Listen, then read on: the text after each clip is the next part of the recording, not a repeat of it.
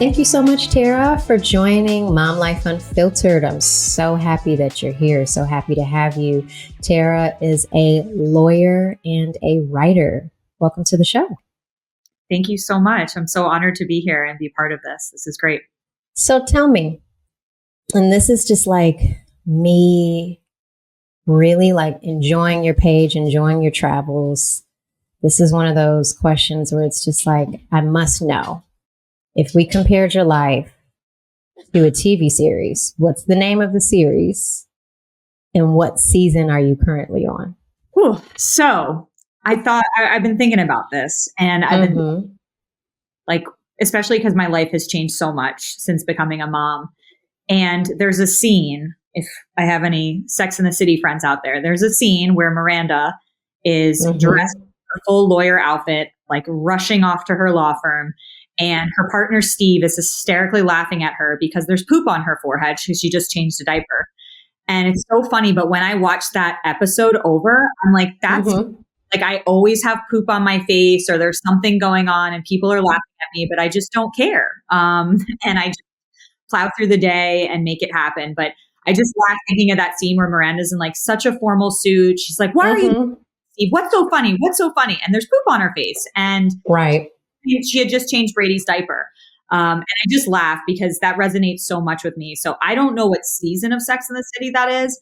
Probably like the middle-ish. It's right after she had Brady and she's living with Steve. But that is my life right now. You know, I wish I could say that it's like the Real Housewives of, you know, blah, blah, blah. But it's just not that glamorous right now. I'm just in the rolling up my sleeves, changing diapers, hustling and momming, Costcoing right now phase of life. So that's definitely my TV show. And that's perfect. That's perfect. It sounds like exactly what motherhood is. Like, so when you were traveling, and I'm thinking about just like how inspired I got when I looked at your page and just the inspiration around like you traveling with your children and all of that. What would you say, what city or country makes you feel the most alive and the most sexy, speaking of Sex and the City, and why? So having traveled to a lot of places pre-kids, I just was on a total YOLO, everywhere in the world. Let's go to Asia. Let's go to as many countries as we can. Let's go to Africa, different places in Europe and the Caribbean. And you know, if I had to keep spending my money and going to only one place in the world for the rest of my life, I'm just obsessed with Italy. I think it's just the culture, the Dolce Vita. I love the fashion there, the fast cars. I love that Italian men still flirt with me there. In other countries, men don't flirt with me. I feel sexy there. I love it. I think for the rest of my life, whenever I can go away somewhere far, it's going to be back to Italy. And who doesn't love pasta and lots of wine? And pizza. I really felt like Coolidge and the pizza. But I really felt like it was funny when I was there this summer, I kept posting like memes and videos of myself because I felt so much like Jennifer Coolidge and White Lotus, just like on the back of the little Vespa, you know, that was me. Right. But I felt sexy. I really did, especially kids. Like, it was like, ooh, to me on the street. That does not happen in New York. That doesn't happen anywhere, but it happens in Italy for some reason. So, I mean, it's Italy. That's and I just feel alive because it's just the culture, the food, it's the energy. It's, you know, Rome is a little bit like New York City in that it's just such fast pace and, you know, just constant energy. And I love that. And it's just forever a favorite spot and a place I'll just always try to go back to over and over if I can. So I love it. I would have to agree with you fully. Like out of everywhere that I've been. Really? Yeah. You might change it. Big Vietnam trip. Because Vietnam, I might change it. Cool. This is true. I might. But I must say that when I was in this little town called Bergamo, which is not that far from Milan, I felt like, and there's like upper and lower Bergamo. And so it's like kind of like on this mountain. And it's such a quaint, charming town. And I just felt so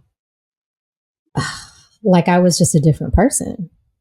You know what I mean? It was like Italy can transform you. It can just kind of make you feel like you're in your own little bubble. And then I loved aperitivo. Like every time in the middle of the day, you can just have the little like your wine and little snacks and kind of like have a little chit chat with friends. I like that. I love the culture. I love listening to Italian people. Like, I love it. It's sexy. It's like, it's a romantic place. So I must agree with you on that. Like, as you were talking about it, I was like, yeah. I remember when I was in Italy and I had a really, really good time. I'm with you on it. It's the best. And all I know how to say is grazie, buongiorno. And, I was taking every little bit of effort to order, but always finish my order with grazie. And they, wherever I was, they just loved it. They loved I think Italians also love Americans. So there was a very kind of welcoming vibe there, which was great. It's just a special place. And I know it's super hot in the summertime, but I love that about it too. It's like hot, it's sweaty, people are walking, there's loud sounds, and it just makes you feel alive because you're really all the senses. Is that it, like, I mean, that's one of those places where I feel like I could do a solo trip and just literally be there by myself. But it's also a great place to just, of course, be there with your partner, be there with your children, because you want that experience, because it's such a beautiful country. But like, that's a place where I can see myself having a full blown solo trip, just enjoying and traveling around Italy. Yeah, I think it would be an easy place to be a solo traveler, just like a lot of other major, big, bustling cities, because there's so much going on, and just even the people watching is so fantastic. You never feel alone if you're looking out at a cafe and just seeing the life around you, which I love about it. So, what would you say has been the most family friendly country that you visited, or just the most accommodating for your children?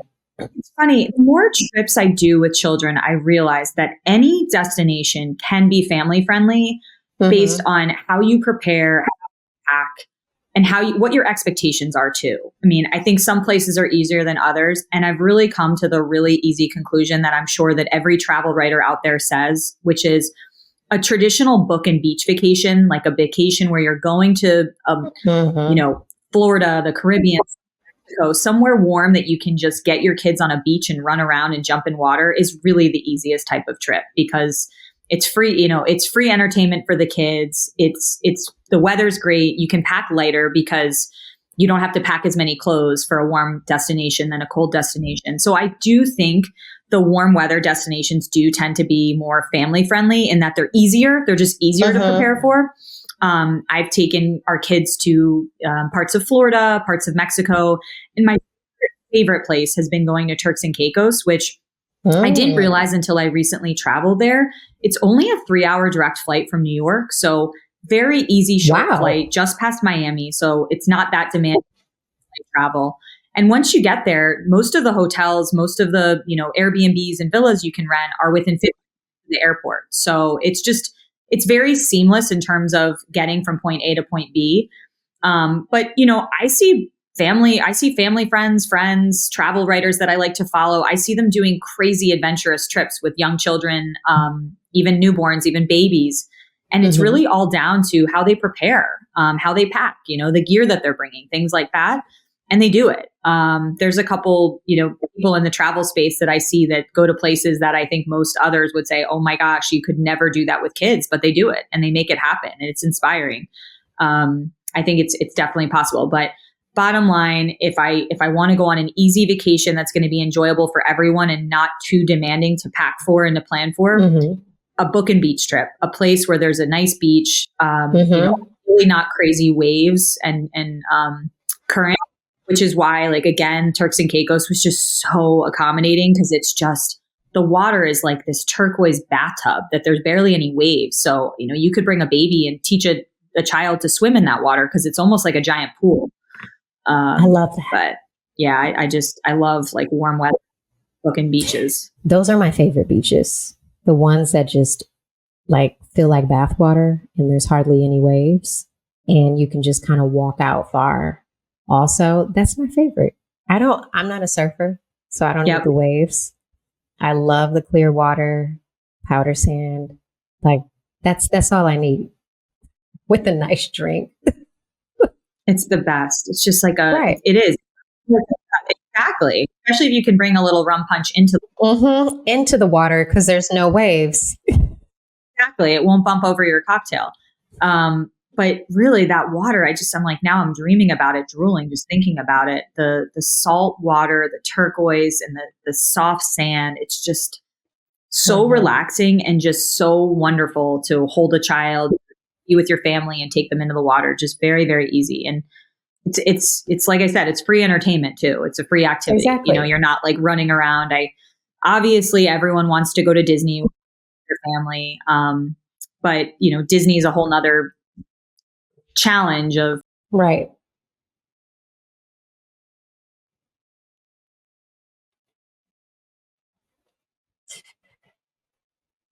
That makes sense.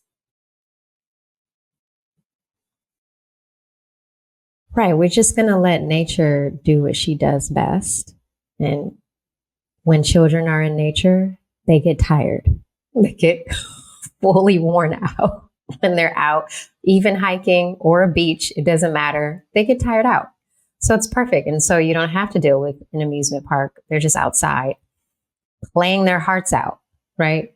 And you're just enjoying a book, having a drink. And that's what everybody's enjoying themselves. Do you have any special travel hacks for moms?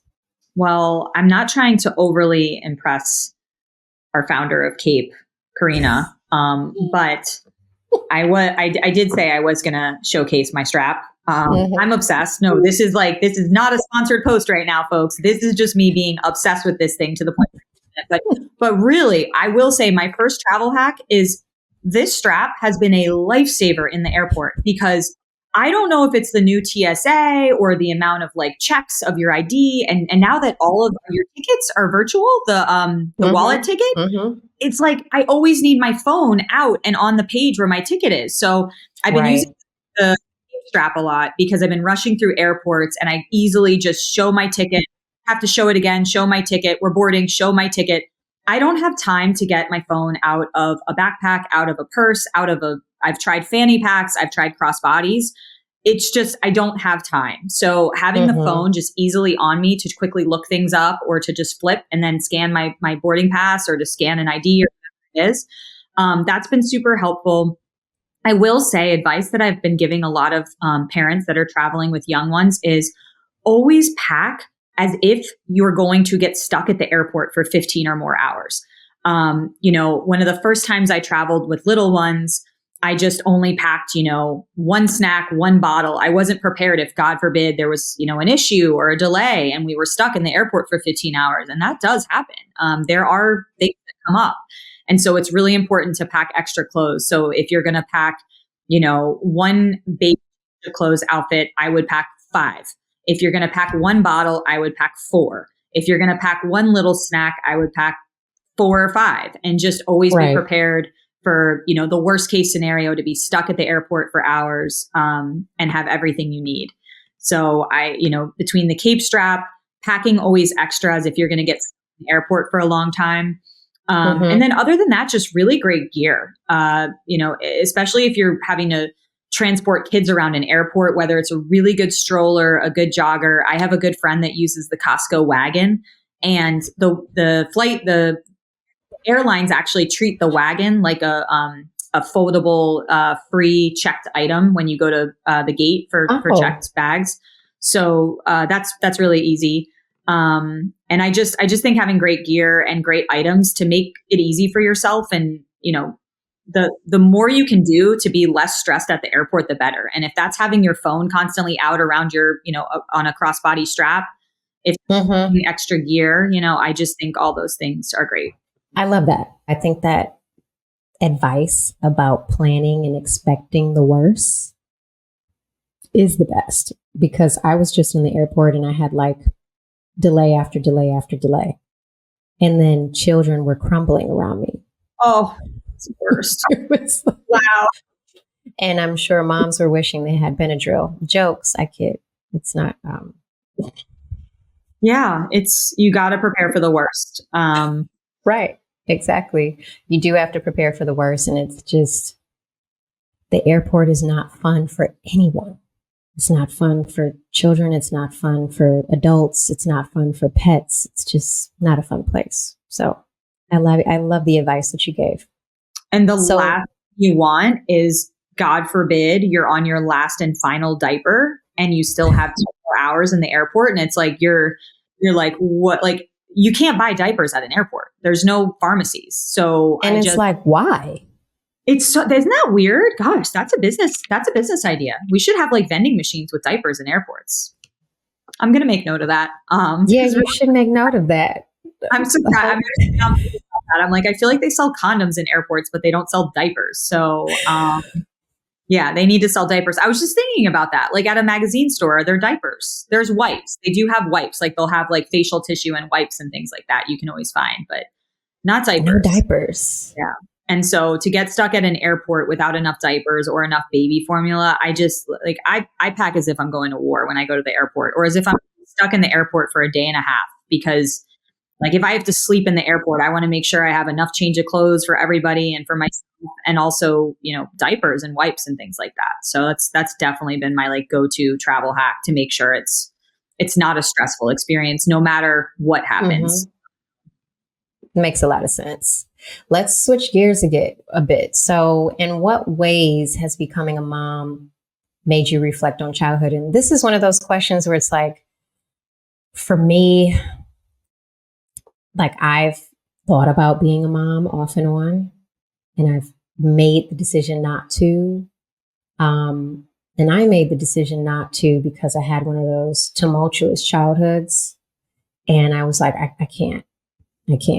But I've talked to a lot of moms, and they've shared that having children has actually really helped them, and they've reflected a lot on their childhood by being a mom. Yeah. It's no, that's really a great point. And it has, I think becoming a mom or deciding to become a mom you in so many different ways. Like I never planned to be a mom. I wasn't someone that, grew up my whole life thinking, oh, I want to have 5 kids. That wasn't me. I was just so fixated on my career and travel. And I was, I had other things that I was thinking about. And becoming a mom has really humbled me, has really made me have more compassion, I think, for just other people, and understanding that people, whether it's parenthood or other things, have a lot of things on their plate that they're going through, and not to be quick to judgment and to assume, oh, why is this person late? Like you just don't know what someone is going on at home or what they're juggling on their plate. And also just has made me really appreciate my parents, because this is really hard. And yes, as a bratty little kid that was like, what? I don't get the extra popsicle, or I don't get this or that. I'm just like, wow, I really, really, my dad has since passed, which has been really hard.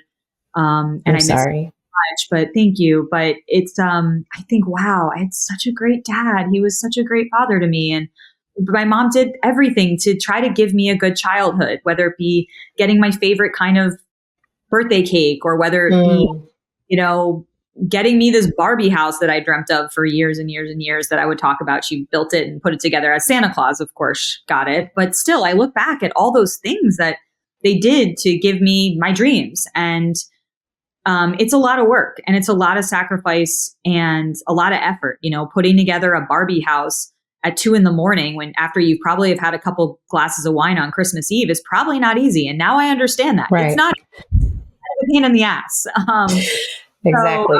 So I'm like, these are the things I wish I could tell my dad, where I could say, Dad, oh my gosh, I can't believe you and Mom put together that Barbie house for, Christmas when I was 8 years old. That just like, I'll never forget that memory. And now that I'm building, car airport contraptions and all kinds of stuff, I get it. It's a lot, and it's a sacrifice, and it's a very selfless sacrifice that I've just I've just embraced, and I'm grateful for this experience, and I'm grateful for how, motherhood has changed me in these ways and made me just, appreciate others, appreciate my own family members, and appreciate even complete strangers, of just, you never know all the things that someone's going through or doing behind the scenes until you have that experience yourself. Or, I think I was someone, I even joked to some of my friends the other day where I was like the person that would roll my eyes on an airplane when there was a crying baby. I'd be like, oh, shut up. Like, get your child to be quiet. And now if I see a crying baby anywhere, at the airport, at a restaurant, I feel for those parents. I'm like, right. That sucks. Like, no, their kid causing a scene or having a tempered, it's embarrassing. You feel like everyone's watching you. It's just an awful feeling. And now that I know that feeling and it's happened to me, I'm like, I will never be the person that's rolling my eyes thinking like, can this dad or this mom just like get their kid to be quiet? Because you just don't get it until you're in that experience and you realize like it's hard. Absolutely. So just things like that have really changed my perspective. And I think have made me a better person on this journey than I was before.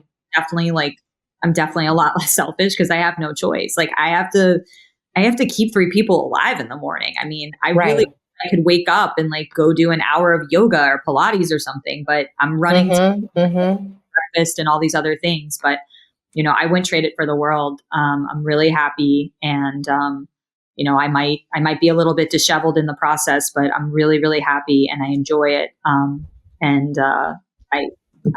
grateful for it. And that's mom life, right? Disheveled in the process. That seems to be the consensus across the board. Moms are like, this is not easy, simple. There's nothing perfect about this. We're showing up, we're giving our best, and our best looks different each day. You know what I mean? What you gave yesterday may look completely different than what you give tomorrow. So thank you for that. What do you think is the most rebellious thing you've ever done as a mom that would potentially make others raise an eyebrow? Well, on that point about how I was the person that would, have a side eye or roll my eyes at the parents traveling with children or the single parents with kids and be like, oh gosh, why are they bringing a child on a 12-hour flight to Nairobi, Kenya? Or, why? Like, that's crazy. So I recently, I'll never forget when I booked the flights on Delta, I had to do it over the phone because I have 2 infants on lap, 2 children under the age of 2, which means they can each fly for free. So children under the age of 2 can fly for free, international, cross-Atlantic flights. So I took all 3 of my kids on a cross-Atlantic flight from New York to Rome this summer. And it was like crazy because 2 of the flights were 2 babies sitting on our laps. I can't even tell you how crazy people thought I was. They were like, what? This is insanity. This is a 9-hour flight, a red eye. And I have 1 baby on my lap and 1 baby to my right on my husband's lap. I say it was travel rebellious. It wasn't rebellious. I mean, I wish I had a better answer for you that I could say like I've gone skinny dipping in the ocean recently, or it's okay. I think that's perfect. Top, I mean, I'm just not there yet. I haven't worn a crop top. I haven't really done anything like physically rebellious, but definitely taking 2 young babies, infants on lap on a long flight was that a lot of fellow travelers like could not believe that I did. Some were like, respect, that's awesome, good for you. Like, exactly. I'm going to still live my life, and I want to live it with my kids. And I don't have the luxury to leave them at home. And I wanted to go. I wanted to bring them along with me. Some people disagreed with my decision and thought it was silly or thought, well, they're not going to remember that experience. They're not going to remember that trip. But I'm going to remember that trip. My husband's going to remember that trip. And we had that experience. So we did it. I mean, that's a big deal because you're going to have a lot of moms that would opt out of that. And you were like, no, we're going to do this. Yeah. We're going to do this. We're going to go. We're going to have this experience. No, my children may not remember this, but this is ingrained in me and my husband's brain experience on what happened. And I think that says a lot, because you have a lot of mothers that feel limited.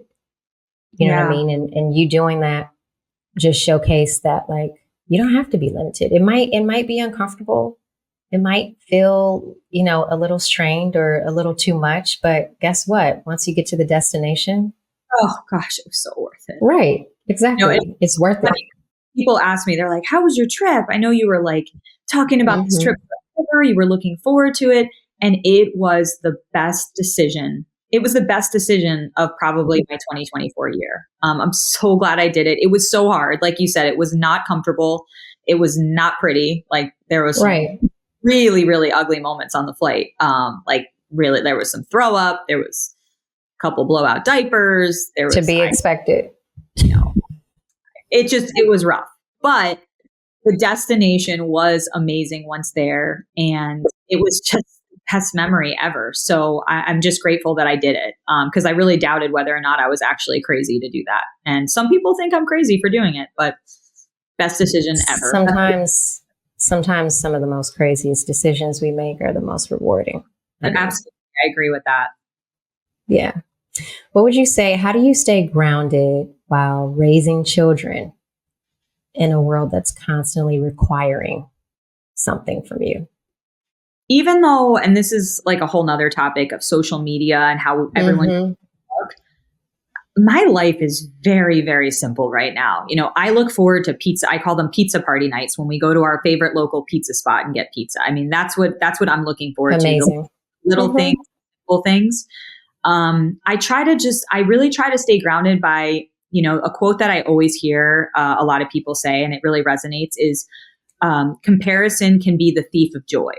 And I think that when we compare ourselves to other moms or people that aren't moms, and we compare our lives and we compare our experiences, we compare our parenting style, it can really take away the little wins that are so big in that moment.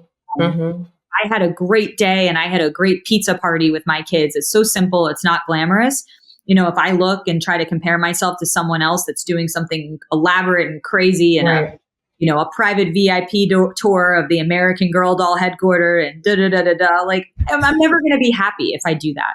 And I think I try to stay grounded by not comparing and just enjoying the journey, enjoying the little wins and enjoying the little traditions. I've liked to develop some traditions with my kids, and they can be as simple as every morning when we have breakfast, we read a new book, or I like that. Just little things that are so simple, but in the eyes of a child, they're big, and they're a big tradition. You're part of as their parent, and you're part of as making a memory in that moment, in that day. So little things like that to stay grounded, and just taking it day by day and understanding and reminding myself that I can't control everything. I think everyone has different personality traits, but I'm definitely someone that likes to plan and likes to organize and control. And I often have to remind myself, just let it go. Let it go. I can't control a 2-year-old screaming in the middle of a quiet library right now. I just can't. Right. All I do is pick that child up and take them outside to get some fresh air, and hopefully it will calm down. And I can't take things so personally. That's another thing. Like I feel like sometimes a mom can beat themselves up because it's like, oh, I'm a bad parent. My child's mad at me, or I'm such a bad parent. They didn't eat a gluten-free lunch today, or they had too much screen time. It's like, so let them have the screen time. If it makes your life easier and makes the journey more just enjoyable for everyone, just let them watch Cocomelon. I watch a lot of Cocomelon, and it's okay. I think I have all the Cocomelon episodes memorized at this point. And that's not something to be proud of. It's just, it is what it is. And I mean, you have to do what you have to do for you, and it is a thing, like, it's something that, like, and it was brought to my attention, I guess I should say, that, like, I was like, oh, I go out to eat and I see all of these children and they have screens in front of them constantly, and they're not, like, engaging with the family. Yeah. And this is on one of the other podcasts, and Karina's like, but you got to understand one thing, Maliha, like, there's a reason behind that. Like, we need to talk about why it's embarrassing for our children to just like be children, and why they have to be like so perfect when out. And so therefore parents are like, here's the screen so that we can not, be in a very uncomfortable situation. Right. And so me looking from the outside in, when I heard that, I was like, wow, it makes a lot of sense, because I'm thinking that like the children are just on the screens and they're not connecting. Right. And the parents are just like, okay, that's just what it is. But to see it from the other perspective where it's like, oh, no, everyone can just roll their eyes. People can decide to complain. Like so many things can happen while out eating. So I had a different perspective thrown at me. So when you said that, it made me think about that. It's funny you bring up the screens, because I'll never forget when I was in New York City in my 20s, and I used to see families with little kids with the screens. I used to kick my husband under the table and be like, we're never going to be parents like that. It's going to be so much more engaging, and our family's we're going to be holding hands at the table, singing Kumbaya together and words together when they're 2 years old. Right. Like, okay, absolutely not. Like, it's just so funny once you actually experience going to a restaurant with a 2-year-old, you're like, yep, hand over that screen and let them just enjoy their pasta with butter and be quiet. So you're like, have at it. Have at it. Exactly. It's just, and it's funny. Usually parents that are doing that, they're actually thinking more about the rest of the restaurant than even themselves, because they don't want to ruin the experience for the other diners. I mean, I get so embarrassed when I like disrupt or someone's girls' night, or they're, an evening with their family members where they're having a nice dinner and I'm the table that's just completely ruining the vibe. So I actually always try to think like, maybe I should, plan something. So if we do go out, we kind of keep quiet at our table, because I don't want to upset other, people at the establishment. That's a great perspective for me, because seriously, I was, now I've changed. That person that was like, wait, all the children are always on the screen. And now I'm kind of just like, okay, everyone's being super mindful. They don't want to be that table. Yeah. It's making it hard for other people, which also is just kind of like, that sucks, because children are also going to be children, right? Right. And we don't have the room and space for that to happen. Yeah, we don't. While out. Yeah. It's like all the children have to be so perfect, and all the manners have to be already embedded, and they just need to act right consistently when out. And I think that's a lot of pressure for parents and also children, even if they're not old enough to understand the pressure, they can feel it. So it's like, that's very interesting. Yeah. Thank you for sharing that. Of course. What would you say is a common misconception people have about you? Well, I think in the world of social media and just on the concept of unfiltered, it's just, ever since I started Lady Hatton a decade ago, and every single image shared to Lady Hatton is so curated and so calculated and so filtered and so beautiful, whether it's a destination or something I'm using or liking. I try for fun now, because I'm just in a different phase in life where I try to share like the Miranda with poop on my head rawness of it all. Like I do try, because I realize that people, whether it's my friends, whether it's followers, they connect and they relate so much more to the unfiltered side of myself, filtered side. So I do try to share that. But I think the misconception of just anyone on social media, myself included, and any person, whether they're an influencer, not an influencer, it doesn't matter, is it's never as good as it looks on social media. Exactly. No, really, it isn't. And you can't, and back to the comment of comparison is the thief of joy. You can't compare, you can't compare one's grid to yours. There's enough space in the universe for everyone's star to sparkle. It's like, you can't assume because she's succeeding or he's succeeding, you can't succeed at something too. I look back and I'm like, wow, like I was such a bragger before kids. Like, look at me, look at me going here. And, I wasn't trying to be this like little luxe traveler and sharing that travel space experience. Mm-hmm. Genuinely, I just wanted to see as much of the world as I could before I had kids, because I knew that if I did have children, it might slow me down, which it absolutely has. I mean, I want to go with you tomorrow to Vietnam. Like, I would be on that plane with you tomorrow. Can come. I told you, we will go get a junk boat. I will take you to my favorite Halong Bay tour, and we will have a ball. But it will be wonderful. I wish I could do that. I really would. I would do it in a heartbeat if I could, but I can't do that now. So, the Tara I was 5-6 years ago, I was traveling like crazy. And I'm sure that there were friends of mine or followers or family members that maybe they were having a different journey. Maybe they were a new mom and they were in the postpartum depression phase of looking at my pictures. Oh, wow, look at her, traveling everywhere.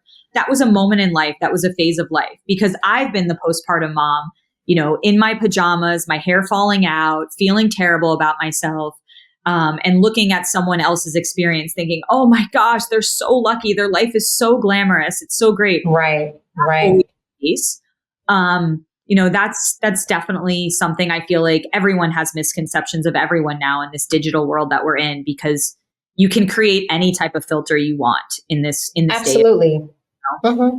You can make everything look like your whole page is a magazine, right?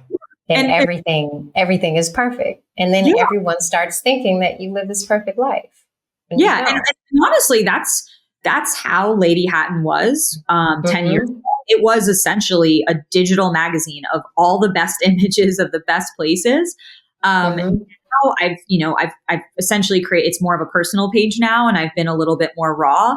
But don't get me wrong. Any picture I post to the grid is still an edited, beautiful photo. I would love to post the dirty diapers, but I just think I want to save everyone from that. And it's curated. People have to remind themselves that it's a curated view. It's not the full view. You're not seeing everything. So don't be so hard on yourself and compare yourself to something where you might just be seeing 10% or 15% of someone's life. Exactly. On that note, I heard a really crazy story about from a real estate broker in Utah, where the real estate broker was selling this like huge, beautiful, multi-million-dollar mansion, and no one wanted to buy it because it had previously been lived in by a very famous influencer. But the house was like, every room was half done. Like, there would be a room and it would have this really, really expensive wallpaper in just one half, or it would have like this really, really intricate, built out, luxury looking walk-in closet. And the influencer had just been kind of posting like a clip of that corner of the wall with the wallpaper, or a clip of that area with like her Louboutin shoes on display, but like didn't pay the contractor to finish out all the work. And it was so fake. And it's crazy. That's crazy. Yeah. The real broker was like, oh my God, I can't sell this influencer's house because the influencer literally lived a half truth of a life. Everything was so curated, and it was so much about building content that like every room was a content experience, but only half or a quarter of the room. And to me, that just like, it's so telling of what you're seeing, because I personally had followed this influencer for years, and I was like, damn, I thought she like had the coolest house in the world. And it was the coolest house, but only 50% of it was cool, the 50% that she shared on the internet. So I think that's kind of crazy example of how much you can see on the outside and what's really going on behind the scenes. So a lot of the moms that I've been talking to, they all talk about having a village. It takes a village. You need community. It's super important to have friends, to have like family, just to help you with raising your children. And some moms have complained and said, it's hard to not have anyone, What's one of the hardest lessons that you've learned about friendship through this process of motherhood? Oh, yeah. Friendships have changed so much over the years, especially in motherhood. And a couple thoughts on this. So first is that the best friendships in the world, the best types of friendship, I think, are the friendships where you might not speak to someone for 6 or 7 months, and you could pick up the phone. They're not going to judge you. They're not going to hold it against you that you haven't, seen each other. You haven't checked in with each other.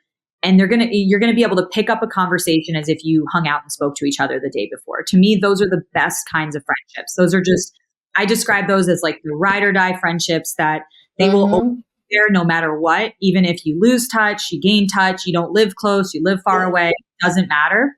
So that's my first thought, is like, those are the type of friendships that you really want to cultivate and have faith in and trust in, that no matter how long time goes on, you can always pick it up and start back as if you were chatting the day before. Another item I want to emphasize that I think will resonate with other women in this motherhood community is, don't be a scorekeeper. And I say that because friends that I've really, no, really, I mean, the friends that I have kind of lost touch with, or I just have distanced myself from, are the friends that have given up on me because I haven't been able to get together for the last 3 months, or I haven't been able to play tennis. I haven't been able to, have a FaceTime with them. I just don't have time. And not to say that they're not more forgiving of me. It's just kind of like, oh, like Tara canceled on me again. It's like, I'm sorry. Like, in a perfect world, I would be at every happy hour. I would say yes to everything, but I can't. And don't be a scorekeeper and hold that against moms. Don't hold that against your friends. Moms are not, it doesn't matter. Don't hold that against people, because, people always have good intentions and they want to get together and be together. But, the friend that's like, oh, you didn't text me back, or you canceled on happy hour. It's just, those aren't the friendships that I want to cultivate. I think that's a really important piece of friendship. And, it's been a really beautiful thing seeing some of my close friends, on the motherhood journey, because I also really respect the fact that all of them are so different in their mothering style. And that's okay. I have some moms that are like, I guess it's called the Montessori method, where they're just like, yeah, I let my kid poop on the floor. I let him make his own decisions. I let him curse at me. I let him tell me to go to hell. And it's okay. He's exploring. He's figuring it out. And then I have some that are like from a military background that are, it's 7:00, you're taking a bath, you're going to bed, and that's just how they parent. And I respect all the different ways that I'm seeing parent. I'm not going to judge, and I'm not going to ever let their way of parenting impact how I view them as a friend. I will view them for who they are and the friend that they are in my life, and respect that everyone parents differently, and that's okay. That's why we're all different. And, my mom wasn't a perfect mom. I'm not a perfect mom, and we're just trying our best. So I think not scorekeeping, not judging the mothering styles. And then also, like I started this question with, is just, I love the friendships. Like, there's one friend I can think of in mind, that I could call her tomorrow, and I haven't spoken to her in probably 4 months. And she's one of my dearest friends, but I could pick up the phone and laugh hysterically as if we were, sitting there together having a glass of wine and saw each other the day before. And that's a really good feeling. I love that. That's really good advice. Very great advice. And thank you so much for that. It's a beautiful note to end on. Thank you so much for being a part of Mom Life Unfiltered and taking the time to share. Be here with me. I appreciate it. Thank you for making me so comfortable and, just being part of this experience to share. And I can't wait to learn from the other moms on the podcast. And I think the Cape is so great. And I love how you're empowering this community of motherhood. Because I will say, it really is funny. And I'm not being like paid to say this, but it's one of those products, and one of those, it's one of those pieces of my day-to-day survival that it's just such a piece of mom gear. I visualize myself running to Costco with this thing on, just like whipping it out to use my Apple Pay. And it's been great. And I'm so glad that I've been introduced to the brand and introduced to this community, because I can't wait to just learn more from others and see how the podcast turns out. It's really exciting to be part of. So thank you so much for the opportunity.